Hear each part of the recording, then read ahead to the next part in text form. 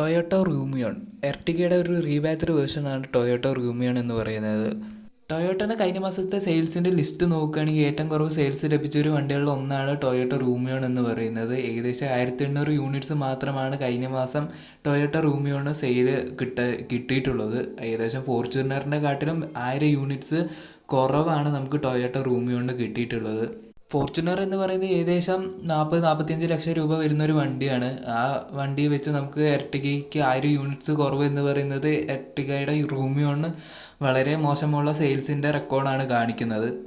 അതിന് കാരണമായിട്ട് എനിക്ക് തോന്നിയത് ഏകദേശം 70,000 രൂപ എർട്ടിഗയായിട്ട് റൂമിയോണ് വില വ്യത്യാസം വരുന്നത്. എർട്ടിഗയെക്കാട്ടിൽ ഏകദേശം 70,000 രൂപ റൂമിയോണ് കൂടുതലാണ്. അതുപോലെ തന്നെ വേറെ കാര്യമായിട്ടുള്ളൊരു വ്യത്യാസം നമുക്ക് എർട്ടിഗയായിട്ട് റൂമിയോണ് നോക്കുമ്പോൾ കാണാൻ സാധിക്കില്ല. ആകെ ഒരു വ്യത്യാസം എന്ന് പറയുന്നത് റീബാഡ്ജ് ചെയ്ത ടൊയോട്ടയുടെ ലോഗോ മാത്രമാണ്. പിന്നെ ഫ്രണ്ടിൽ ബമ്പറിലും അതുപോലെ തന്നെ ഗ്രില്ലിലും ചെറിയൊരു ചേഞ്ച് വന്നിട്ടുണ്ട്. ഇത്ര മാത്രമേ ഉള്ളൂ നമുക്കൊരു ചേഞ്ചായിട്ട് പറയാനായിട്ട് ഉള്ളത്. ഇതുകൊണ്ടൊക്കെ തന്നെ ആയിരിക്കണം എർട്ടിഗ റൂമിയോളായിട്ട് വന്നപ്പോൾ സെയിൽ കുറയാനുണ്ടായ മെയിനായിട്ടുള്ള കാരണം.